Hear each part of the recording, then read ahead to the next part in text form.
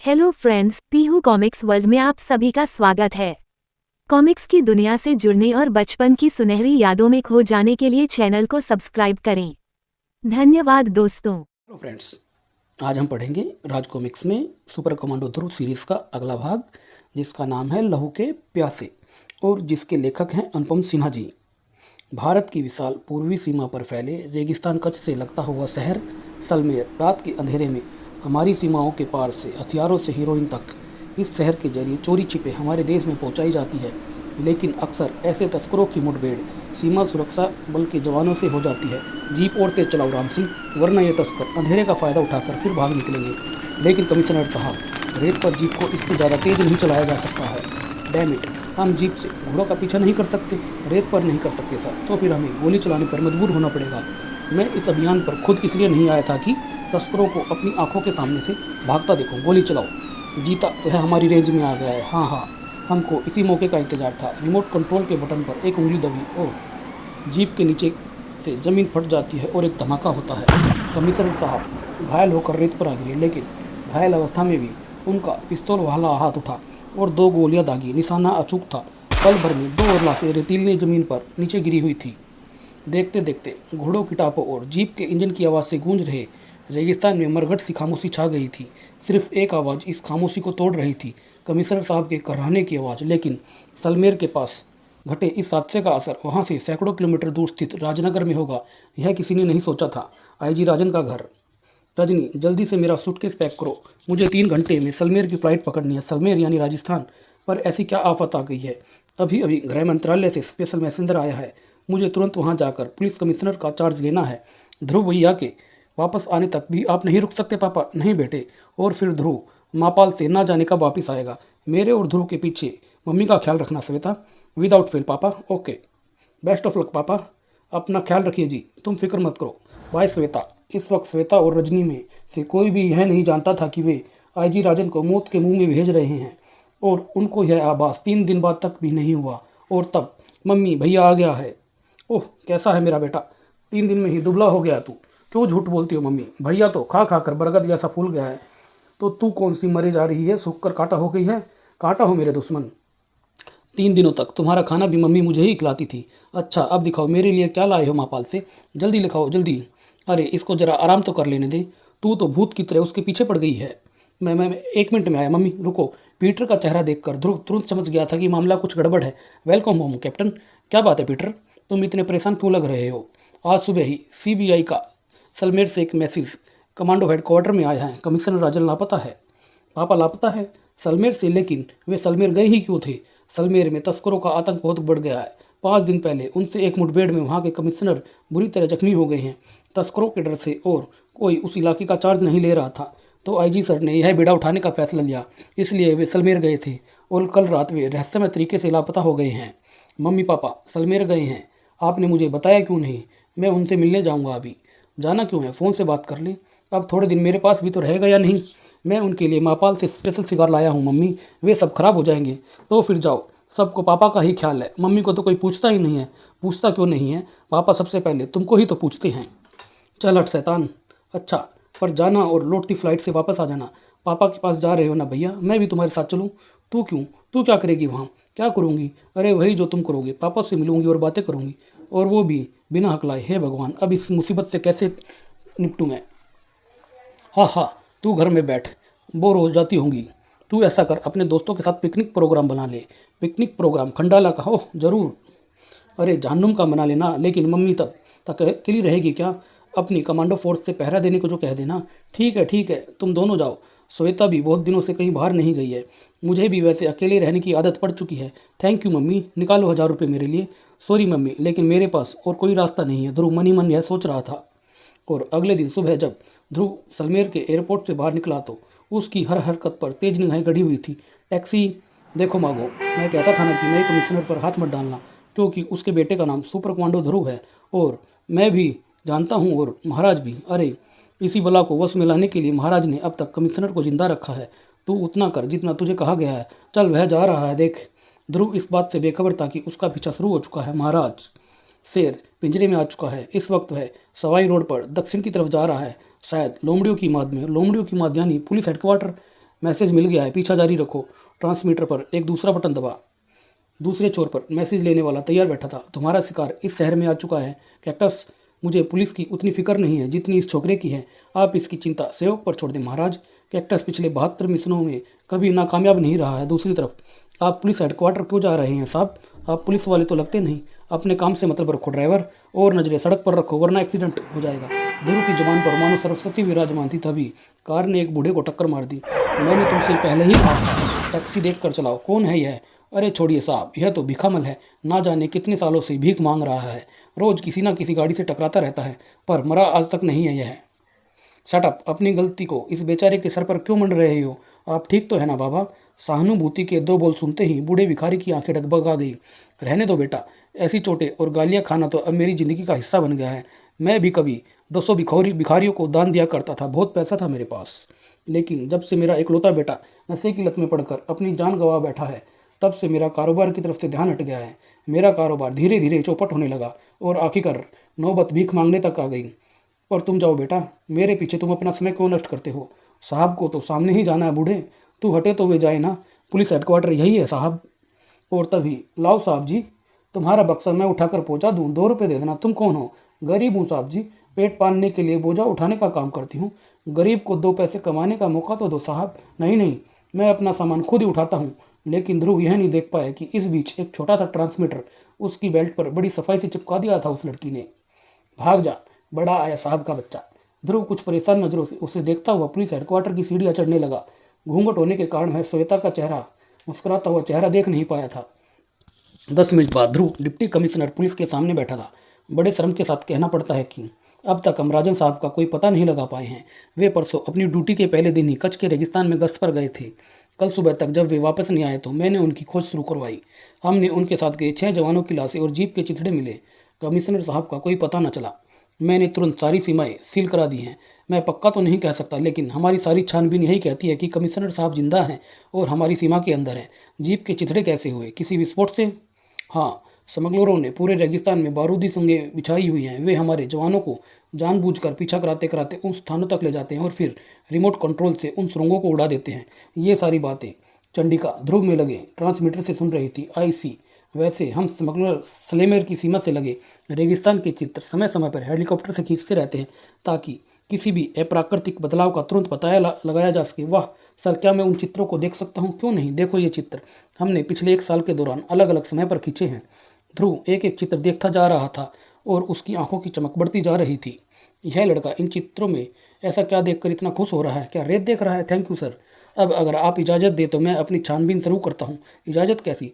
स्मगलरों के इस खतरनाक गैंग को पकड़ने के लिए तो हम हर मदद का स्वागत करते हैं, और इसके लिए मैं तुमको अपना सबसे काबिल मुखबिर देता हूँ जो इस पूरे इलाके के हर आदमी को अच्छी तरह से जानता है। कौन है वह सर? वह रहा देखो सामने, भिखामल। लेकिन सर, वह तो भिखारी है। नहीं ध्रुव, यह इस इलाके का शायद सबसे ज़्यादा पैसे वाला व्यक्ति है। हेरोइन के नशे में इसके एकलौते बेटे की जान ले ली है। तभी से यह तस्करों का जानी दुश्मन बन गया है। इसने अपनी सारी संपत्ति एक ट्रस्ट के नाम करके खुद एक भिखारी का रूप धर लिया है, और इसी रूप के कारण यह हमारा सबसे कामयाब मुखबिर है। इसको भिखारी समझकर कोई भी तस्कर इस पर शक नहीं करता है। अब तक तो यह लगभग 2 करोड़ रुपए की हीरोइन पकड़वा चुका है। यह तुम्हारी पूरी मदद करेगा, और कुछ भी पता लगते ही हमें तुरंत खबर देना। अपना सूटकेस पुलिस हेडक्वार्टर में ही छोड़ ध्रुव जब बाहर निकला तो उसके दिमाग में पूरी योजना बन चुकी थी। जीता वह बाहर आ रहा है। ध्रुव को निकलते हुए कोई ऊपर बिल्डिंग से देख रहा था। अरे बेटा, तुम तो वही हो ना जिसने अभी मुझसे बात की थी? हाँ बाबा, मैं वही हूँ। तो मुझे ज़रा सड़क पार करा दे बेटा। ज़रूर, आइए बाबा, भिखामल दबी आवाज़ में फुसफुसाया। डिप्टी कमिश्नर साहब के इशारे से ही मैं समझ गया था कि तुम हमारे ही आदमी हो। ना जाने क्यों मुझको देखकर लगता है कि अब मैं अपने बेटे की मौत का बदला ले लूँगा, लेकिन हमको सावधानी से मिलना होगा। हमारी हर हरकत पर नज़र रखी जा रही है। यह लोंडा क्या कर रहा है? भले दिल का लड़का है, भिखारी को सड़क पार करा रहा है। हम पर कौन नजर रखे हुए है बताओ? तो मैं उनसे अभी कुछ जानकारी उगलवा लूँ। तुम्हारे ठीक पीछे एयरलाइंस की बिल्डिंग की छत पर 2 आदमी खड़े हैं, लेकिन मुड़कर मत देखना। एकाएक भिखामल के चेहरे का खून निचुड़ गया था। यह क्या? वह सामने हरी कमीज पहने और काला चश्मा लगाए जो आदमी खड़ा है, वह कैक्टस है, इस गैंग का सबसे खतरनाक हत्यारा। लेकिन यह यहाँ पर क्यों आया है? मैं देखता हूँ। सड़क पार कराने के लिए धन्यवाद बेटा। यह तो एक अच्छे नागरिक का फर्ज है बाबा। मैं चलता हूँ। ध्रुव तेजी से उस तरफ बढ़ा जहाँ उसने 2 क्षण पहले कैक्टस को खड़े देखा था, लेकिन इस बीच एयरलाइंस की छत पर घटनाएं तेजी से घटने लगी थी। यह इधर क्या करने जा रहा है पता नहीं, लेकिन वह हमारी नज़रों से ओझल नहीं होना चाहिए। होना नहीं चाहिए? दो गुंडों को यह आभास नहीं था कि खतरा उनके सर पर मंडरा रहा है। कि कौन हो तुम? कि कुछ काम है क्या हमसे? चंडिका का अजीब रूप देखकर ना जाने क्यों दोनों गुंडे भय से सिर उठे थे, पर जवाब नहीं मिला। और फिर जीता और माधव पर कहर टूट पड़ा। चंडिका उन पर खैर बनकर टूट पड़ती है। लड़ाई शुरू होने से पहले ही खत्म हो गई। बस मुझे और मत मारना। मुझे पता नहीं था कि घूंसे इतने जोर से भी लगते हैं। तुमने पूछा था इसलिए बता देती हूँ, मेरा नाम चंडिका है, और अगर तुमने पुलिस के सामने अपना अपराध कबूल ना किया तो मैं फिर तुमको ढूंढ निकालूंगी, और इस बार अपने नाम का मतलब भी समझा दूंगी मैं तुमको। दूसरी तरफ ध्रुव भुचका था। पूरे 5 मिनट से उस कैक्टस को ढूंढ रहा हूँ, अभी तो यहीं था, एकदम से ना जाने कहाँ चला गया। पर जाने दो, अगर इसके चक्कर में वे दोनों भी भाग निकले तो? तभी मैं फिर मोड़ मुड़ते ही ध्रुव की नजरें जिस दृश्य पर पड़ी उसके लिए वह कतई तैयार नहीं था, क्योंकि वो दोनों गुंडे सामने बिल्डिंग से लटके हुए जो थे।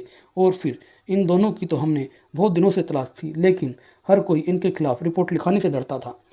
तुमने इनको कैसे पकड़ा? पर मैंने इनको नहीं पकड़ा है सर। अरे फिर किस में इतनी हिम्मत है जो इन गुंडों पर हाथ डाले?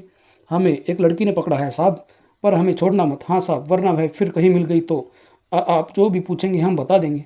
और फिर बाद में इनके अनुसार तो इन्होंने अपने बॉस को कभी नहीं देखा है, उससे ये ट्रांसमीटर पर संपर्क करते हैं। अपने बॉस को ये महाराज कहते हैं। इनका हिस्सा इनको डाक से मिल जाता है।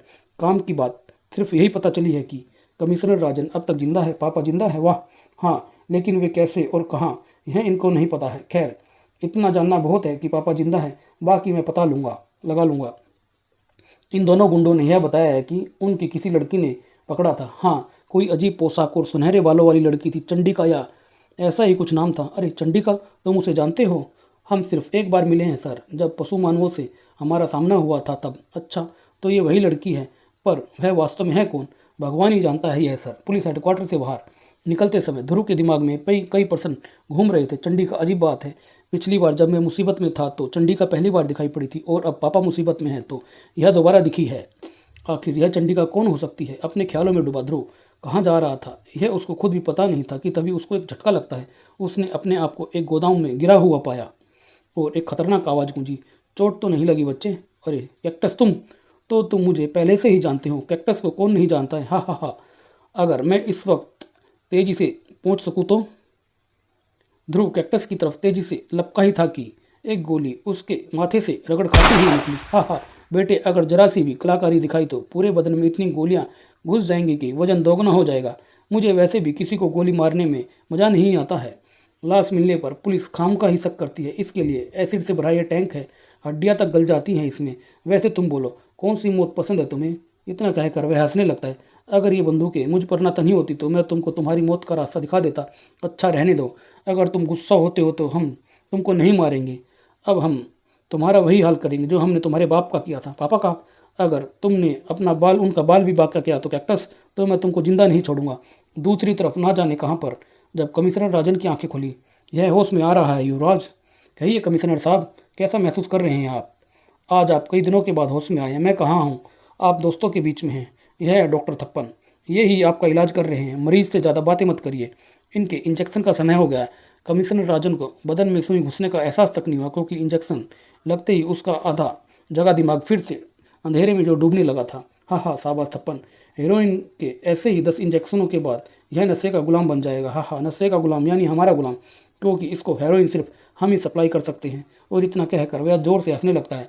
उधर गोदाम में फंसा ध्रुव भी ऐसी ही परिस्थितियों का सामना कर रहा था। हाँ हाँ, अब हम तुझे भी उस नशे का लड़की बना देंगे जिससे छुटकारा सिर्फ मौत ही दिला सकती है। ध्रुव, जहरीली हीरोइन से भरा इंजेक्शन ध्रुव के बाजू से अब कुछ इंच की दूरी पर था, और मैं अगर इंच भर भी हिला तो मुझ पर तनी बंदूक के पल भर में ही मेरा खात्मा कर देंगे। काश इस वक्त मैं किसी तरह लाइट कूल कर सकता, तभी कमाल हो गया।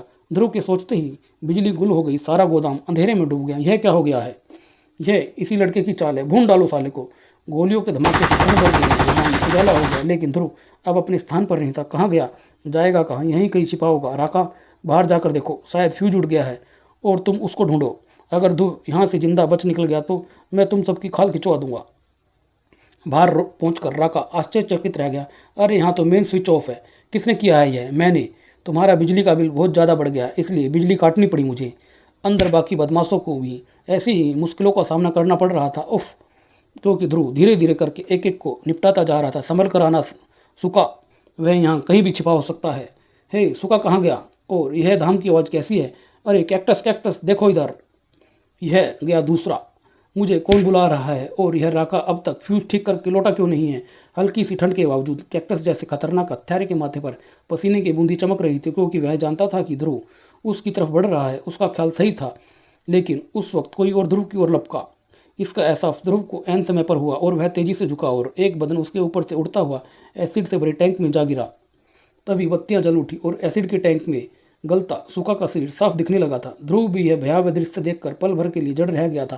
कैक्टस जैसे सदे हत्यारों के ऐसे ही मौके की तलाश थी। मेरा एक प्लान फेल हो गया तो क्या हुआ?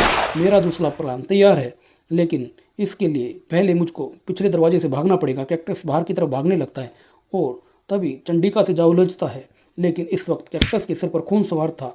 गोलियों की बौछार से बचने के लिए चंडिका एक तरफ लगती और जब तक वह संभल पाती, कैक्टस एक घोड़े पर सवार होकर गेट से बाहर निकल चुका था। चंडिका, तुम यहाँ पर कैसे आई? यह वक्त इन फजूल सवालों का नहीं है ध्रुव। ओह, तुम्हारे माथे पर तो गोली का घाव है, इससे खून बह रहा है। चंडिका ने अपनी बेल्ट से एक प्लास्टर निकाला। यह कम से कम घाव को तो ढक कर रखेगा। धन्यवाद। वैसे तुमने ठीक कहा चंडिका, अब ज़्यादा वक्त नहीं है। मैं कैक्टस के पीछे जाता हूँ, तब तक तुम पुलिस को इस गोदाम के बारे में कन्फर्म कर दो। लेकिन तुम कैक्टस को ढूंढोगे कहाँ? कच्छ के रेगिस्तान में, मुझे पता है वह कहाँ गया है। जब डिप्टी कमिश्नर साहब मुझको रेगिस्तान के सेक्टर M13 के फोटोग्राफ दिखा रहे थे तो उसमें रेत एक पहाड़ी पिछले 1 साल से बिल्कुल एक जैसी थी। और यह असंभव है, क्योंकि रेगिस्तानों में हवा के भाव से रेत की पहाड़ियों के आकार बराबर बदलते रहते हैं। इसका सिर्फ एक ही अर्थ हो सकता है कि वह रेत की पहाड़ी प्राकृतिक ना होकर बल्कि आदमी ने बनाई है, और यह जाहिर है कि इसका इस्तेमाल गैर कानूनी कामों के लिए होता है। मुझे पूरा विश्वास है कि वह पहाड़ी किसी न किसी रूप में तस्करों का अड्डा है, और अगर मेरा ख्याल सही है तो कैक्टस निश्चित रूप से भागकर यहीं गया होगा। वह रही पहाड़ी, कैक्टस भी यहीं के आसपास में ही होगा। तभी खामोश रेगिस्तान एक गोली की आवाज़ से गूंज उठा। यह जरूर कैक्टस ही होगा, लेकिन यह मुझ पर सीधा निशाना नहीं लगा रहा है, बल्कि मुझे उन रेगिस्तानी झाड़ियों के झुंड की तरफ धकेलना चाह रहा है। अब मुझको इसका खेल समझ में आ रहा है, और अगले ही पल, हे कहाँ चला गया? वह तो इन झाड़ियों की तरफ ही बढ़ा था। अगर वह यहाँ से भी बचकर निकल गया तो महाराज मेरी खाल खिंचवा देंगे। और अब तक तुम अपनी खाल खिंचवाने के लिए तैयार हो जाओ कैक्टस। हे, यह मेरे पीछे कैसे आ गया? अब मैं तुमको उन रेगिस्तानी झाड़ियों की तरफ ले जाऊंगा कैक्टस, जहाँ पर तुम मुझे को ले जाना चाहते थे, और हम सही जगह पर आ गए हैं। अब बोलो। हाँ हाँ, बोलना क्या है? तुमने तो मेरा काम खुद ही कर दिया है, एकदम ठीक वैसा जैसा मैं चाहता था। इस वक्त तुम्हारे पैरों के ठीक नीचे एक बारूदी सुरंग बिछी है, और मेरी उंगलियों के एक इशारे पर वह तुम्हारे चिथड़े उड़ा देगी। कैक्टस की उंगली का दबाव घातक बटन पर बढ़ा और एक कर्णभेदी धमाका हुआ जो कई किलोमीटर दूर तक दिखाई पड़ा। यह धमाका कैसा था? और एक घोड़ा भी इधर दौड़ता हुआ आ रहा है, जिस पर यह तो वही घोड़ा है जिससे ध्रुव यहाँ पर आया था। चंडिका ने तुरंत घोड़े को वापस मोड़ा, और जब 5 मिनट बाद वह घटनास्थल पर पहुंची तो एक आकृति लड़खड़ाती हुई झाड़ियों से दूर जा रही थी। यह तो वही हत्यारा है कैक्टस। तो क्या ध्रुव? चंडिका के दिल का डर बेबुनियादी नहीं था। पत्तों के बीच में पड़ी लाश का हर रंग जल जाने के बावजूद पोशाक और माथे पर लगा प्लास्टर इस बात की गवाही दे रहे थे कि यह लाश ध्रुव की है। चंडिका की आंखों में अब खून के अलावा और कुछ नहीं था। कैक्टस रुक जाओ। कैक्टस ने अपनी मौत का फरमान अपने हाथों से लिख दिया था, इससे पहले कि हत्यारा अगला कदम रखता था। उस पर चंडिका ने घोड़े की लात से एक प्रहार किया, लेकिन तभी एक सधा हुआ निशाना घोड़े का माथा छेद गया और चंडिका का शरीर अपना संतुलन खोकर घोड़े से नीचे जा गिरा और उसका दिमाग धीरे धीरे अंधेरे में डूबता चला गया। तभी रेत की पहाड़ी में एक दरवाजा खुला। कैक्टस जल्दी अंदर आओ। एक हाथ में ध्रुव की बेल्ट लिए कैक्टस तेजी से गुफा की तरफ भागा। शाबाश कैक्टस, तुमने आज वह काम कर दिखाया जो दुनिया भर के अपराधी मिलकर नहीं कर पाए थे। महाराज तो तुमको इनामों से लाद देंगे। हाँ, संभल कर जग्गा। याद रखना, यह वह प्राचीन सुरंग है जिससे अकबर के हमले में के समय राजा जयमल बचकर भागे थे। यहाँ पर सांप बिच्छू भी उसी समय से रहते होंगे। यह किस्सा तो मैं तेरे मुँह से 1000वीं बार सुन रहा हूँ, लेकिन तुम इतने खामोश क्यों हो कैक्टस? अभी अंधे देखता नहीं है कि विस्फोट की चपेट में आकर इसका मुंह भी जल गया है, और फिर बेचारा बोलेगा कैसे? ले, बातों बातों में हम किले तक आ पहुँचे हैं, और वह रहा रंजीत। रंजीत युवराज कहाँ है? लेबोरेटरी में है, तुम्हारा ही इंतजार कर रहे हैं। और दूसरी तरफ चंडिका को जब होश आया, तुम चंडिका हो ना? ध्रुव ने मुझे तुम्हारे बारे में बताया था, लेकिन तुम यहाँ तक कैसे पहुंची? मैंने ध्रुव की बेल्ट में एक माइक्रो ट्रांसमीटर फिट कर दिया था। मैं उसी के सिग्नलों का पीछा करते करते यहाँ तक पहुँच गई हूँ। लेकिन क्या? बेल्ट ध्रुव की सुबक रही थी चंडिका। लाश पर से बेल्ट गायब है। देखिए। ओह, कैक्टस जरूर इस बेल्ट को सबूत के तौर पर ले गया होगा कि उसने ध्रुव को मार डाला है। अगर ऐसा है तो हम सिग्नलों का पीछा करके ध्रुव के हत्यारों तक पहुँच सकते हैं। यू आर राइट, जल्दी करो। और किले में युवराज की जय हो। क्या खबर लाए हो कैक्टस? समाचार बहुत ही शुभ है युवराज। दुश्मन कुत्ते की मौत मारा गया। इस वक्त वो उसकी माँ भी उसकी लाश शायद ही पहचान पाए। सच? ध्रुव सच में मारा गया? शाबाश कैक्टस शाबाश। हम पूरी घटना तुम्हारे मुंह से सुनना चाहते हैं। बीच में बोलने के लिए माफ़ी चाहता हूँ युवराज। दरअसल जिस विस्फोट से ध्रुव मारा गया है, कैक्टस भी उसी विस्फोट की चपेट में आ गया था। विस्फोट से इसका सारा मुंह जल गया है, इसलिए यह बोलने में थोड़ा असमर्थ है। कैक्टस हकलाने लगता है। हम तुम्हारे ठीक होने की प्रतीक्षा करेंगे कैक्टस। जग्गा, अब हमारी लैब में काफ़ी हीरोइन तैयार हो गई है। तुम आज फिर किले से माल लेकर सुरंग के रास्ते से रेगिस्तान जाओगे और फिर रेगिस्तान से सलमेर की तरफ आने की कोशिश करोगे, ताकि पुलिस को यह शक बना रहे कि यह सारी तस्करी सीमा पार से होती है और हम सलमेर में बैठे बैठे हीरोइन को भारत के कोने कोने में पहुंचाते रहेंगे। और इतना कहकर वह हंसने लगता है। जो आ गया युवराज। आओ कैक्टस, आज हम तुमसे बहुत खुश हैं। तुमने आज हमारे रास्ते का सबसे बड़ा कांटा दूर कर दिया है, इसलिए हम एक दूसरे कांटे को निकालने का श्रेय भी तुमको ही देंगे। आओ हमारे साथ।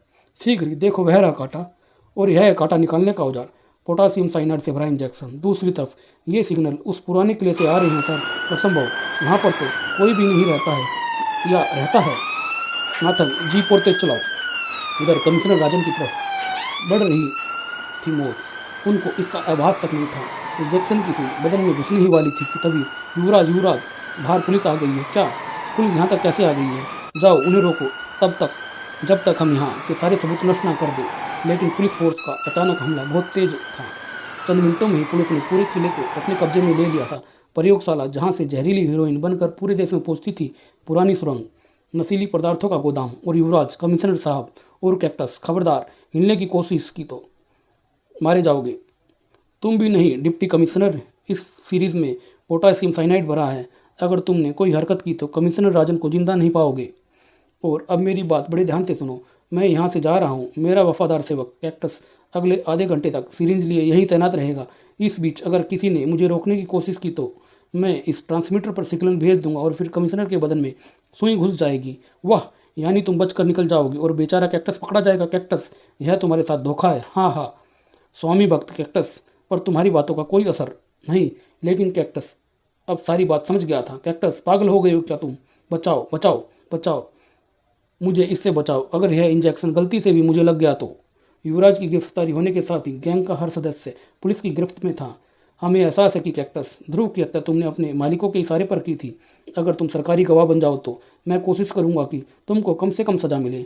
लेकिन ध्रुव की हत्या हुई कब है? ध्रुव, तुम जिंदा हो तो वह लाश किसकी थी? वह लाश कैक्टस की थी। दरअसल जैसे ही उसने रिमोट कंट्रोल का बटन दबाया, मैं अपनी जगह से उछला और मेरा वार कैक्टस की पीठ पर पड़ा। कैक्टस बम के ऊपर जा गिरा और ठीक उसी वक्त बम फट गया। धमाके का असर मुझ पर ज़्यादा नहीं हुआ, क्योंकि बम कैक्टस के शरीर से पूरी तरह ढका हुआ था। तभी मुझको रूप बदलने का आइडिया आया। मेरी और कैक्टस की कदकाठी लगभग एक सी थी, इसलिए मैंने उसको अपने कपड़े पहनाकर उसके कपड़े खुद पहन लिए। चेहरा बुरी तरह से जल जाने के कारण कोई लाश को पहचान नहीं सकता था। हल्के मेकअप का सामान मैं हमेशा अपने बूट और बेल्ट में रखता हूँ। उसी की मदद से मैंने अपना चेहरा कैक्टस जैसा बना लिया। बाकी कसर कालिक और धूल ने पूरी कर दी। अब चलो उस पहाड़ी की ओर। चलते चलते मैंने अपने माथे का प्लास्टर उतार कर कैक्टस के माथे पर चिपका दिया। ओह, तुम्हारे इस काम ने तो मुझे भी बेवकूफ़ बना दिया था। लेकिन मेरी बेल्ट पर बिना बताए एक ट्रांसमीटर लगाकर तुमने भी तो मुझे मूर्ख बनाया था। यह मैंने तब देखा जब मैं अपनी बेल्ट कैक्टस की लाश को पहना रहा था। तब मैं जानबूझकर बेल्ट को अपने साथ लेता आया, ताकि इसकी मदद से पुलिस इन लहू के प्यासों के अड्डे तक पहुंच सके। और अब तक यह समझ रहा था कि यह सारी तस्करी सीमा पार से होती है। वह इन सब की चाल थी ताकि पुलिस और सुरक्षा बलों का सारा ध्यान सीमा पर ही लगा रहे और ये इस किले में बेरोक टोक तस्करी कर सके। इसके लिए बीच बीच में ऐसा नाटक भी करते थे मानो ये हेरोइन वाकई सीमा पार से आ रही हो। और उन दोनों की बातों के बीच चंडिका उस किले से बाहर नीचे कूद जाती है और फिर पुलिस को चकमा देकर ये उसी सुरंग के रास्ते से किले तक आ जाते थे जिससे मुझे लाया गया है। अरे, यह चंडिका कहाँ गई? पता नहीं, अभी तो यहीं थी। पर एक बात है ध्रुव, हमें यह कामयाबी सिर्फ तुम्हारी वजह से मिली है। लेकिन अधूरी गिरोह का सरदार महाराज अभी भी पुलिस के चंगुल से बाहर है। उसकी चिंता मत करो, वह हम उगलवा लेंगे। जहाँ हमने 3rd डिग्री का इस्तेमाल किया, ये सारे के सारे टेपरी रिकॉर्डर की तरह चालू हो जाएंगे। उसकी ज़रूरत नहीं पड़ेगी। आप मेरे साथ चलिए। पर कहाँ? आइए तो। लेकिन पहले हम रास्ते में एक आदमी को यह खुशखबरी देते चलेंगे। किसको भाई? आखिर तुम जाना कहाँ चाहते हो? उसके पास। भिखामल। अरे बेटा, तुम इस पोशाक में? हाँ बाबा। आपको यह जानकर खुशी होगी कि मैंने आपके बेटे की मौत का बदला ले लिया क्या? हाँ बाबा। अब पूरा गैंग हमारे कब्जे में है। पुलिस ने उन सब की खूब धुनाई की और उस गिरोह के मुखिया युवराज की तो हमने मार मार कर चमड़ी उधेड़ दी है क्या? हाँ, हमने उसकी उंगलियों के नाखून उखाड़ लिए हैं, चाकू से उसकी खाल काट कर उसमें नमक भर दिया है। तब कहीं जाकर इतना सुनकर वह बूढ़ा कर्राने लगता है। यह तो बेहोश हो गया। हाँ सर, बेचारा अपने बेटे पर काल्पनिक अत्याचारों का वर्णन सुन नहीं पाया। अपने बेटे पर यानी? हाँ सर, यह भिखामल ही महाराज है, युवराज का पिता और इस गैंग का बॉस। फिर बाद में भिखामल ने कबूल कर लिया है कि वही इस गिरोह का सरगना है। लेकिन तुमने समझा कैसे कि भिखामल ही महाराज है? युवराज और भिखामल की शक्लों की समानता ही यह बताने के लिए काफ़ी थी कि वे दोनों पिता पुत्र हैं और युवराज का पिता ही महाराज हो सकता है, यानी गैंग का बॉस। अपनी इसी थ्योरी को परखने के लिए मैं भिखामल के पास गया था और मुझे खुशी है कि मेरा ख्याल सही निकला। अपने बेटे की मरने की झूठी कहानी और अपनी संपत्ति ट्रस्ट को दान करने का नाटक भिखामल ने पुलिस का मुखबिर बनने के लिए रचा था। वक्त वक्त पर अपना ही माल पकड़वा कर यह अपने अच्छे मुखबिर होने का प्रमाण भी देता था। इस तरह से इसको पुलिस कार्रवाई की पूरी सूचना भी पहले से ही मिल जाया करती थी। तुमने वास्तव में कमाल कर दिया ध्रुव। चलो, अब चूंकि इस क्षेत्र से तस्करों का आतंक समाप्त हो गया, इसलिए अब मैं भी वापस राजनगर जा सकता हूँ। नए कमिश्नर इस एरिया का चार्ज लेने आज शाम को आ ही रहे हैं। और फिर राजनगर में, अरे आपके सर पर यह पट्टी क्यों बंधी है? कुछ नहीं, एक मामूली सा एक्सीडेंट हो गया था, पर अब घाव भर गया है। ओह, शुक्र है भगवान का। और तुम्हारे सर का घाव कैसा है भैया? क्या पूछा तुमने? अरे यह मैं क्या पूछ गई। मेरे सर का घाव तो बालों से ढका हुआ है और अभी तक मैंने यह किसी को इस घाव के बारे में बताया भी नहीं है। फिर इसको कैसे पता चला? कहीं यही चंडिका तो नहीं है? ध्रुव इतना सोच ही रहा था कि श्वेता उछलकर कुर्सी पर चढ़ जाती। मम्मी चू बचाओ, चूहा चूहा। हाँ हाँ, ध्रुव हंसने लगता है। अरे इसमें इतना हंसने की क्या बात है? चूहा बहुत खतरनाक जानवर होता है। अरे मैं तुझ पर नहीं, अपनी सोच पर हंस रहा हूँ।